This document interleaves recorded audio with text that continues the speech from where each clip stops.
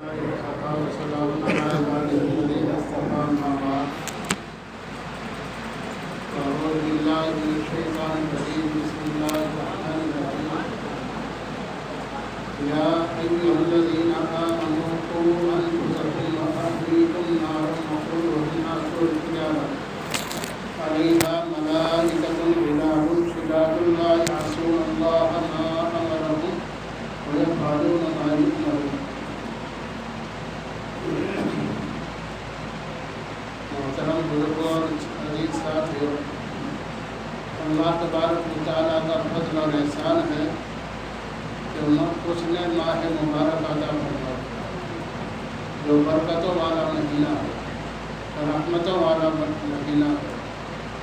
اپنے فضل و کرم سے اس نے یہ مہینہ عطا فرمایا اور پوری برکتوں کے ساتھ وہ مہینہ آیا۔ ہم نے اس کی جیسے قدر کرنی چاہیے تھی ویسی قدر نہیں کی۔ یہ مہینہ ایسا تھا کہ کوئی منٹ اور کوئی سیکنڈ بھی اس کا ضائع نہ ہونے دیا جائے۔ ہر وقت کو قیمتی بنانا چاہیے، اس واسطے کہ اس میں اللہ تبارک و تعالیٰ کی رحمتیں بارش سے کی طرح برستی ہیں، اور یہ سیزن کا مہینہ ہے۔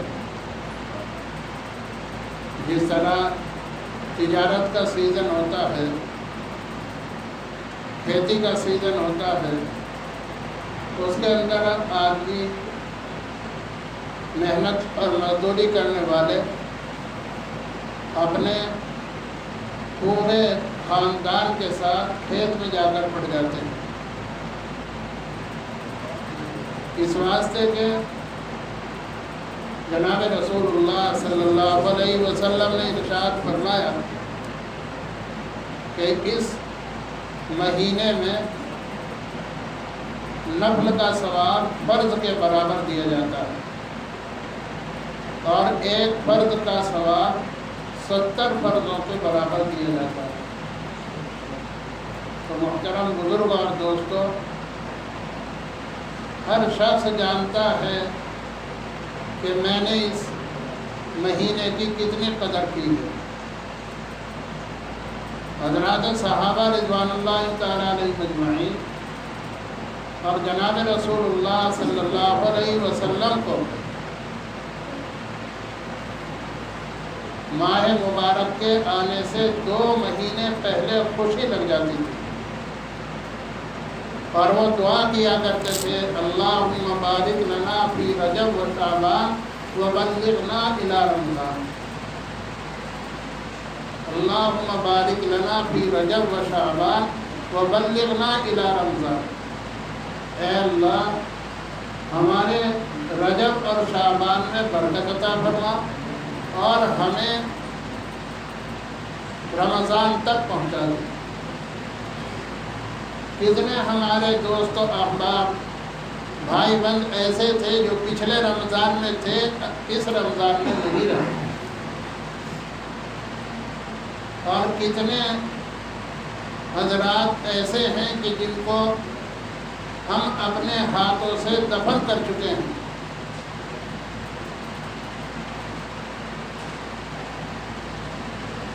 لیکن ہمیں اپنی موت کا احساس نہیں ہے۔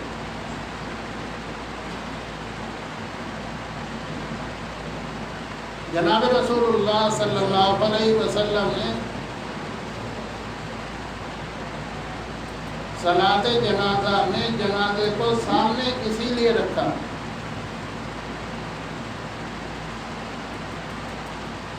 اور جب قبرستان جنازے کو لے جایا جاتا ہے تب بھی جنازے کو سامنے اسی لیے رکھا تاکہ آدمی اس سے اپنی موت کو یاد کرے۔ لیکن ہمارے اوپر دنیا کا اس قدر غلبہ ہے کہ ہم صلاۃ جنازہ کے وقت یا جنازے کو قبرستان لے جانے کے وقت میں تو کیا اپنی موت کو یاد کرتے؟ قبرستان میں جانے کے وقت میں جہاں بڑے بڑے محدثین، علماء، صوفیاء، مشائخ، عوام و خواص کی قبریں ہم دیکھتے ہیں، لیکن پھر بھی ہمیں اپنی موت کی طرف توجہ نہیں ہے۔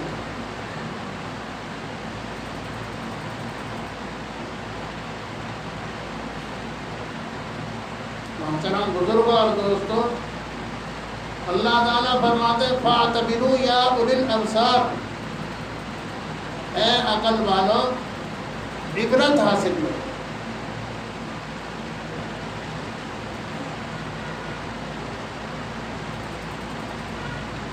سورہ اذا جاء جب نازل ہوئی، جس کے اندر اللہ تبارک و تعالیٰ نے خبر دی کہ فوج در فوج اسلام کے اندر غیر مسلموں کی داخل ہوگی، بعض صحابہ نے اس کو سن کر خوشیاں منائی، لیکن حضرت ابو بکر صدیق رضی اللہ تعالیٰ عنہ اس کو سن کر رونے لگے۔ بعض جوان لوگوں نے کہا کہ دیکھو اللہ تبارک و تعالیٰ تو خوشخبری دے رہے ہیں اور ان بڑے میاں کو دیکھو کہ یہ رونے لگے۔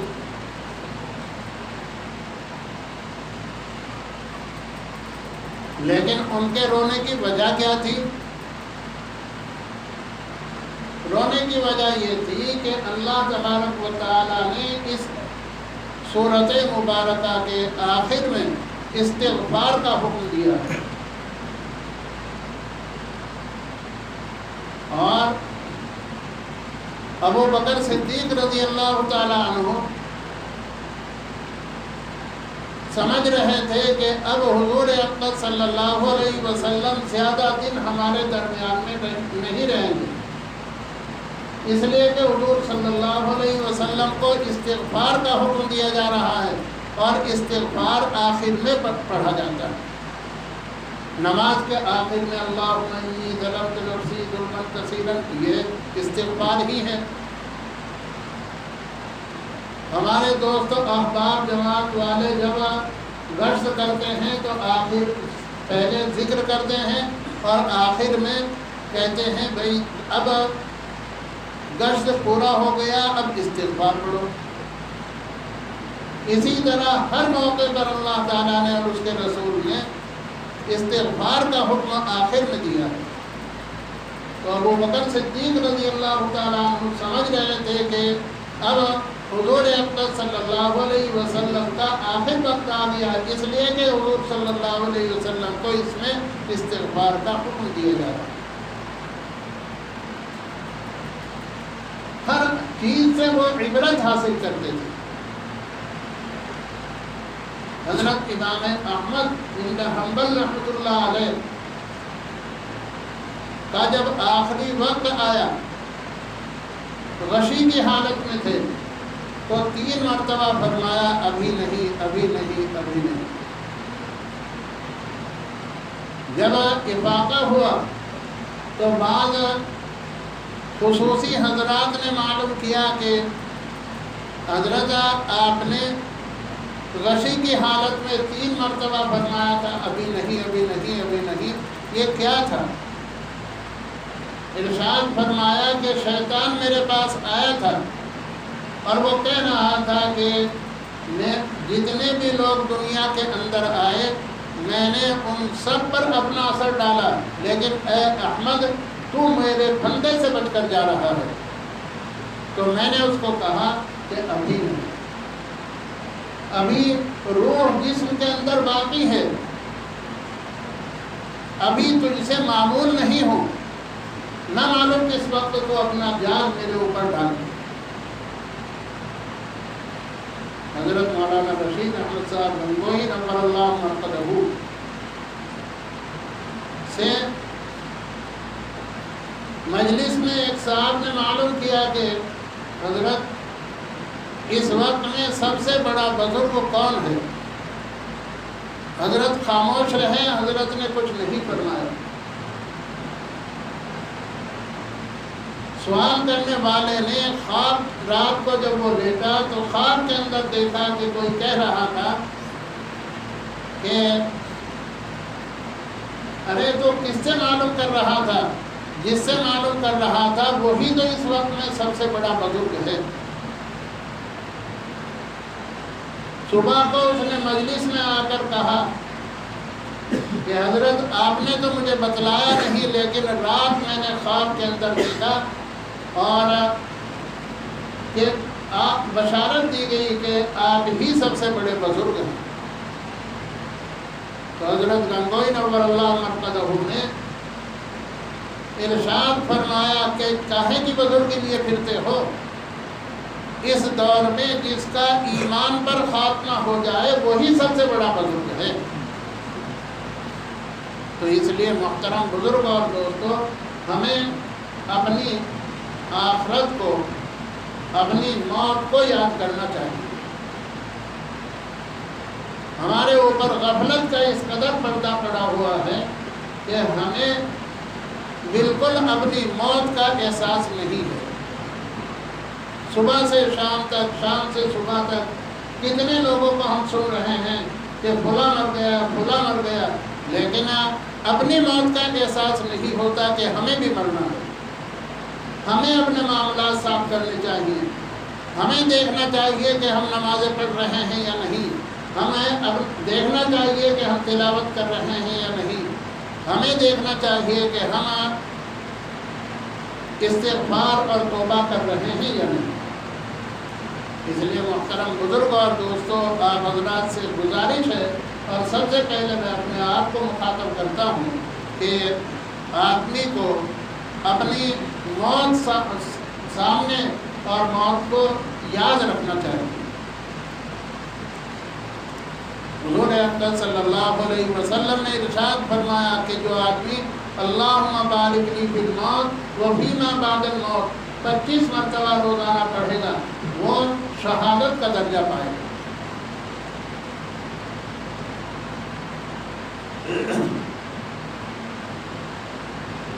تو اللہ کا شکر ہے کہ اللہ تبارک و تعالیٰ نے قرآن پاک کے سننے کی، سنانے کی توفیق عطا فرمائی، لیکن اب ایسا نہ ہونا چاہیے کہ اب ہم یہ سمجھ لیں کہ اب قرآن پاک پورا ہو گیا، اب چھٹی۔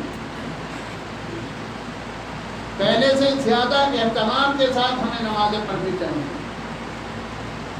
رمضان کے جتنے ایام باقی ہیں ان کی قدر کرنی چاہیے۔ تراویح کے اندر، نوافلوں کے اندر، اپنے رونے دھونے کے اندر، اللہ کے سامنے عاجزی انکساری کے اندر ہمیں اضافہ کرنا چاہیے۔ نہ معلوم ہمارے زندگی کے کتنے ساعات باقی ہیں، اور رمضان کے پورا ہونے کے بعد بھی ہمیں غفلت میں نہیں رہنا چاہیے، نمازوں کا اہتمام کرنا چاہیے۔ یہ تو ایک ٹریننگ ہے، اور حضور اقدس صلی اللہ علیہ وسلم کے ساتھ حضرات صحابہ رضوان اللہ تعالیٰ علیہ اجمعین تھے۔ ایک دریا کے کنارے سے آپ گزرے، آپ نے اس میں ایک انگلی ڈبائی اور اس کے بعد اس انگلی کو ڈبا کر نکالا۔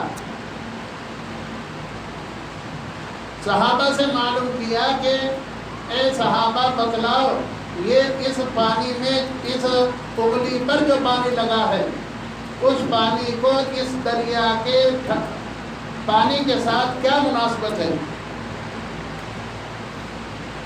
صحابہ نے عرض کیا یا رسول اللہ کچھ بھی مناسبت نہیں، یہ تو ایک قطرہ ہے اور یہ ٹھاٹے مارتا ہوا دریا ہے۔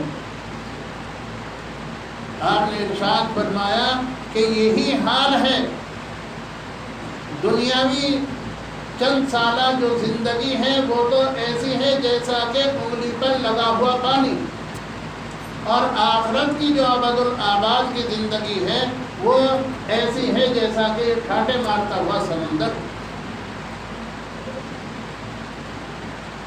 وہاں موت کو بھی موت آ جائے گی، وہاں کا عرصہ معلوم ہی نہیں ہے کتنا ہے، اس لیے ہمیں وہاں کی فکر کرنی چاہیے، اور وہاں کی فکر یہ اسی چند سالہ زندگی کے اندر جس کو ہم نے کچھ گزار دیا اور کچھ باقی ہے، اسی کے اندر اس آخرت کی تیاری کی فکر کرنی ہے۔ تو محترم بزرگ اور دوستو، اللہ کا شکر ادا کرنا چاہیے کہ اللہ تعالیٰ نے قرآن پاک کے سننے کی سنانے کی توفیق عطا فرمائی، لیکن اب ہمیں غفلت میں نہیں پڑنا چاہیے، پہلے سے زیادہ ہمیں نمازوں کا اہتمام کرنا چاہیے، دعاؤں کا اہتمام کرنا چاہیے، تلاوت کا اہتمام کرنا چاہیے، اور آخر سانس تک اس کی ہم تیاری اور آخرت کی فکر کرنی چاہیے۔ اللہ تبارک و تعالی عمل کی توفیق عطا فرمائے۔